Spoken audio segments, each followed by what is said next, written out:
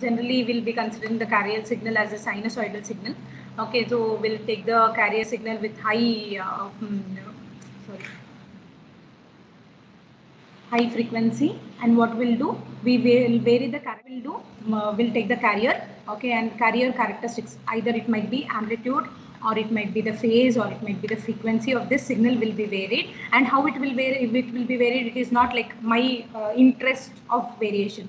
However, the message signal, let me consider my message signal is in this way. Okay, so based on this signal, okay, the amplitude or the phase, or the amplitude is nothing but the voltage at that each instant of time. Okay, so voltage, this is what g of t is the signal, g of f is the Fourier transform of that signal. And if you want to find the if I have g of f and if I want to find g of t, I have to take inverse Fourier transform. So the same the equations are given here. Okay, and the question what I asked was, will I be able to calculate Fourier transform of any signal? No. Okay, it has to satisfy Dirichlet's conditions. Okay, Dirichlet's conditions in the sense, g of t, the signal, whatever signal is there, it should have finite number of maximas and minimas, maximum value and the minimum values in a particular interval. Okay, and it should be of single value, it should not have multiple values. Okay, and the discontinuities, finite, it should have finite number of discontinuities. Okay, and most important thing is, whatever integration I'm taking for that particular signal, it should give me some finite value. Okay, finite value. See, g of t is a signal, I'm integrating it with respect to minus infinity to plus infinity, okay, over the interval dt. So what it has to provide me, it should not give me infinite as my answer, it should be some finite value. So I think you people know finite value means, finite value in the sense some count should be there for that. Okay, so only if this condition is satisfied, all these conditions are satisfied, only for that signals we'll be able to find the Fourier transforms or any transforms. Okay, and this is all the Dirichlet's conditions, or I can give the same Dirichlet's conditions in another way, like all the energy signals. So how will you calculate the energy? You need to take the area. Integration will give you the area, right? I think you all know this. Okay, integration will provide you the area. Okay, so here what we need to do, whatever signal I have, it can be of any signal. Okay, sine, cos, whatever it might be the signal. Okay, that signal, the square of that signal, if you integrate, okay, it should provide me the finite value. Less than infinite indicates it is a finite value. Okay, so energy, if you want to find the energy of any signal, this is what the formula you have. So any energy signal you have, that energy signals can have the Fourier transform. Okay, and see, the main reason of finding the Fourier transform is like, I think you all know the filters. Okay, what is a filter? Filter is a signal, a filter is a circuit which will allow only some particular frequencies. Okay, so if you have the low pass filter, it will allow only the low frequency signals. If you have high pass filter, it will allow only the high frequency signals. Okay, so let me give you the magnitude spectrum or the graph. Okay, so low pass signal in the sense, the gain, the plot will be in this way. Okay, and frequency response curve, we call this as frequency response curve, frequency versus magnitude or gain. Okay, so low pass filter in the sense, it will allow only the low frequency signals. High pass filter in the sense, it will allow high signals. Okay, so this is what the frequency response curve. Okay, and band pass filter in the sense, it will allow only the signal with some particular frequencies. That is what the band pass filter. Okay, so the Fourier transform, as I've already mentioned, few of the characteristics which which will not be able to identify in the time domain, that will be able to identify in the frequency domain. Okay, so frequency domain in the sense, if g of t is the time domain signal, g of f is the frequency domain signal. Okay, So from this frequency domain signal, we'll be able to find out what will be the magnitude plot and what will be the frequency plot. Okay, so magnitude plot, magnitude in the sense we have to take mod g of f. Okay, mod g of f will give you the magnitude spectrum. Spectrum is nothing but the Fourier transform and Fourier spectrum, both are like, you can just use it interchangeably. Okay, it means that it will tell you what is the magnitude for each frequency component. See, I have just represented it in this way. Low pass filter only I'll take. Let me consider this is what the magnitude. Okay, so let me consider the low pass filter characteristics. Okay, so what this plot will tell me is, it will tell me at each point of frequency. See, this is a frequency scale and this is a magnitude scale.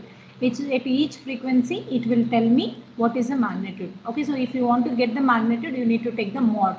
Okay, and in the same way, phase to get the phase of that particular signal, this arg g of f, arg in this is phase. Okay, phase of g of f. The other way of representing the same is angle g of f. Okay, so this, by using this Fourier transform or the Fourier spectrum, you'll be able to identify how will be the magnitude plot and how will be the phase plot. Okay, so in order to find out the magnitude spectrum and the phase spectrum, we'll be converting the time domain signal to the frequency domain signal. So you can just write down all this. To see, is a screen clear to you? Are you able to see the properties of Fourier transform? It's not clear, ma'am. It's not clear. Wait, let me take it.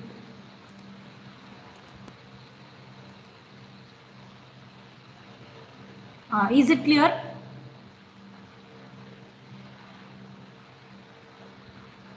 Is this clear? It's not clear. Okay, fine. Let me. Okay, you just see this. Is this clear? Yes, ma'am. Okay, fine. You copy from this. What I thought was, okay, fine. You just copy from this only. First property is linearity property. Okay, linearity.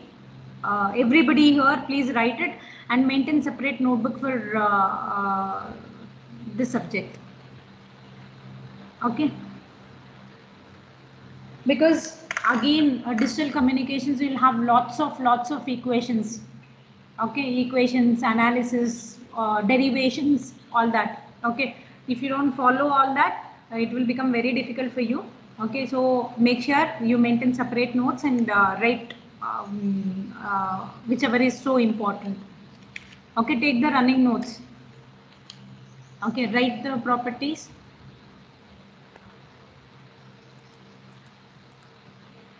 Now I think it will be more visible, more clear.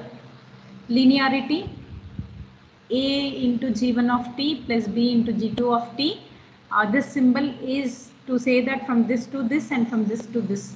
Okay, you can convert from this point to this point and this like time domain to frequency domain and frequency domain to time domain. So A into G1 of t plus B into G2 of t is A G1 of f plus B G2 of f. Okay. So all these properties are very important. Okay, next property, it is scaling property, or you can even call it as dilation property. G of AT, okay, in time domain is equivalent to 1 by mod A G of f by A. Okay, this is a scaling property.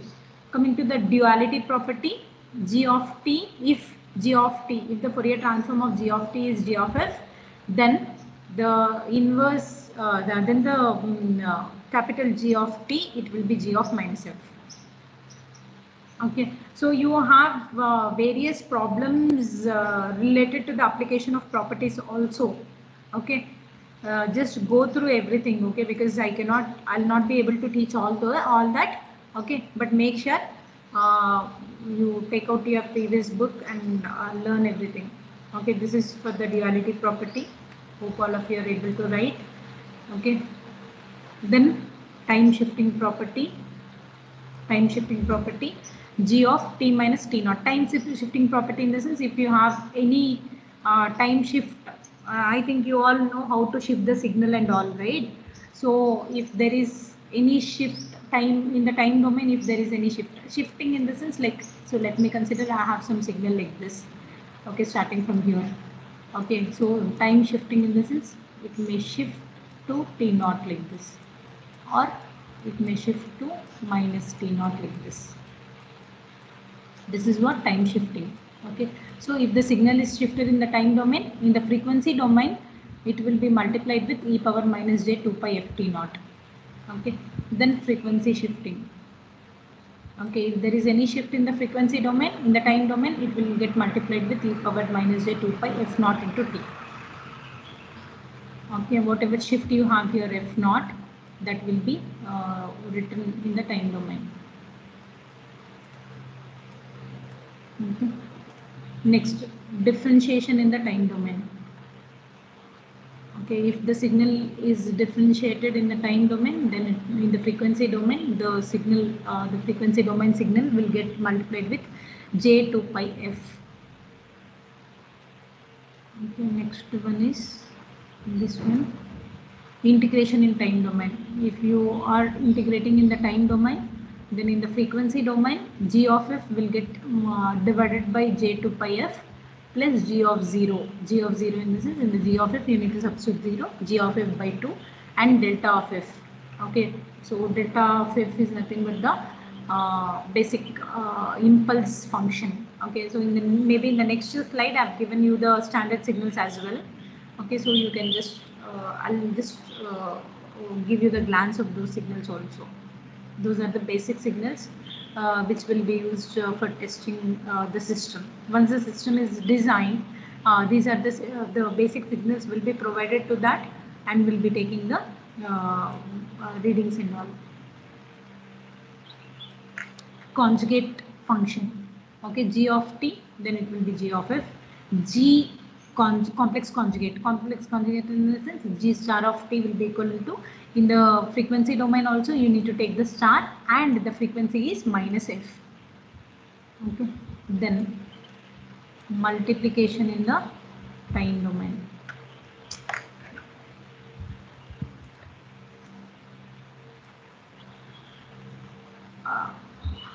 Hope all of you are writing education in the time domain. So if the time domain signals are getting multiplied in the frequency domain, it will be convoluted.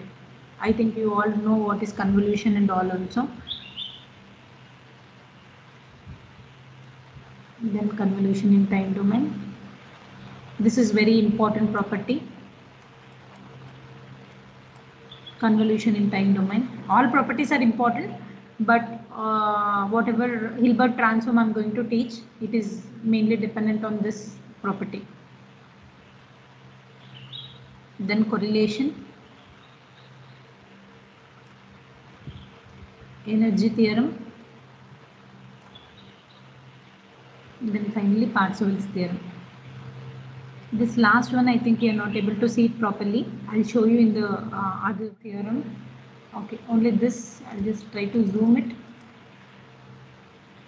Hope you are able to see it, right?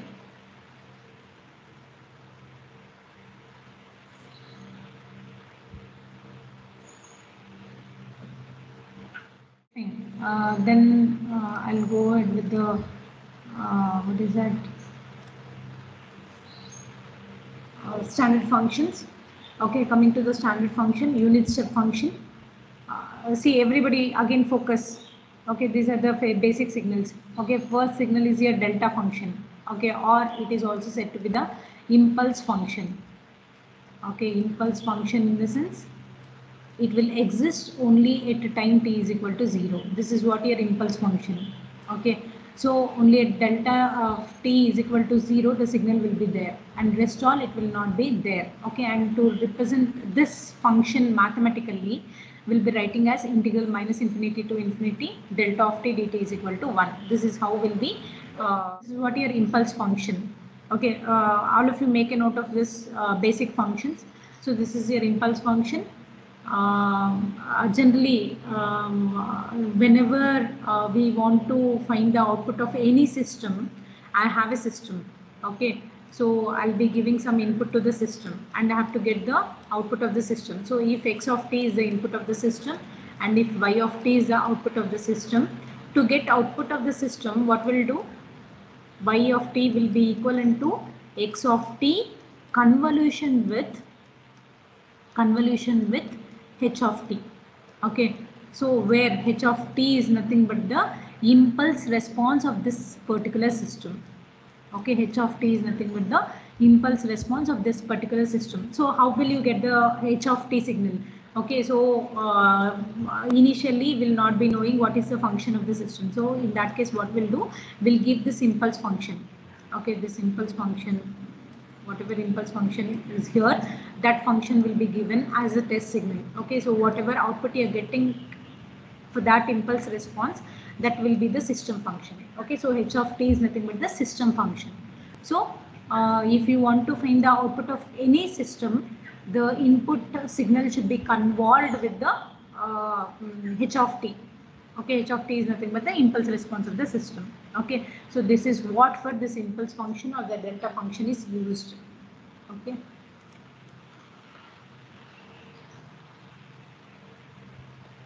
Okay. Next signal is unit step function. Unit step function in this is the amplitude here will be 1. Okay, and it will be equal to 1 for for the entire signal. U of t is equal to 1 for t greater than 0 and it will be equal to 0 for t less than 0. Okay, next one is ramp function. Okay, this is your ramp function. Generally ramp function will be denoted with r of t. Okay, and if I say unit ramp function, then this value will be 1. T will be multiplied with 1. If it is just the ramp function, you can even give us a. Okay, where a indicates the slope of this particular line. Okay, so r of t is equal to t. Let me consider I am just taking the unit ramp function. So r of t is equal to t for t greater than 0 and is equal to 0 for t less than 0. This is what your ramp signal. So these are the three very basic signals which are used to test any system. Okay, generally any system which is designed will be applying this inputs and will test the system. Okay, then comes the rectangular function which is derived from this unit step function only. Maybe by shifting the unit step function and all, you would have got this rectangular function. The basic rectangular function is defined as rectangle RECT of t is equal to 1 over the interval minus half to half, and it will be 0 else otherwise. Okay, this is what your rectangular function. And then comes the signum function. This is one more important function for your Hilbert transform. Okay, signum function. It is generally denoted with SGN of t is equal to 1 for t greater than 0 is equal to 0. Exactly t is equal to 0. Okay, and minus 1 at t less than 0. Okay, this is how the signal will be. Okay, then comes the sinc function. Okay, so sinc function, it will be in this way. Okay, so you'll have the sustained, not the sustained oscillations, decaying oscillations like this. Okay, so sinc t is defined as sin pi t divided by pi t. Okay, then the Gaussian function, this is one more function, j of t is equal to e power minus pi t square. And Gaussian, maybe Gaussian distribution function you would have very much read in your statistics. You people have learned statistics also. So even in the statistics subject, we would have learned this. Okay, so this is what your Gaussian function. Okay, generally any system when you are studying, will be distributing according to the Gaussian distribution only. Okay, so this is what your Gaussian distribution function. Okay, I think all of you have written it.